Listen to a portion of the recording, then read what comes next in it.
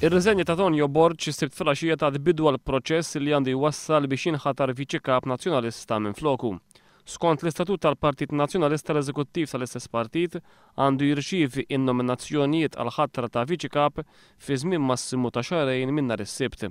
Sa issa l-iktar persuni li kienu jissemmew li jistgħu jieħdu post Tonio Borg huma Simon Busuttil, Mario De Marco, Chris Said u Beppe Fenekadami. Madankollu fl-aħħar sigħat saru ħafna argumenti favur u kontra il dawn jidħlu jew ma jidħlux għal din il-kariga. Hemm qed jgħid li ma jagħmilx sens li xi ħadd minn dawn l-erba' jikkontestaw għal Viċi Kap f'dan il-mument u l-aħjar passa lihom jkun illi jistennew sa wara l-elezzjoni ġenerali meta jkun xi jkun ir-riżultat jerġa' jkun hemm kontestazzjoni. Oħrajn iżda jargumentaw li min se jerbaħ u jsir Viċi Kap jkollu il-magna tal-Partit f'idejh diġà minn issa.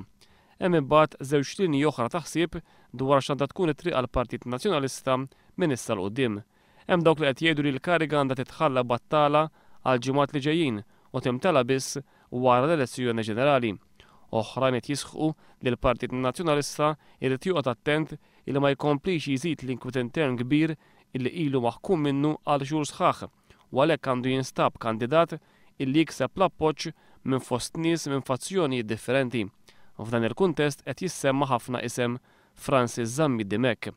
8 snin ilu wara li Lorenz Gonzi kien irreżenja minn Viċi Kap biex inħatar Kap Nazzjonalista, Zammit Dimech kien ikkontesta l-elezzjoni għal Viċi Kap flimkien ma' Tonio Borg.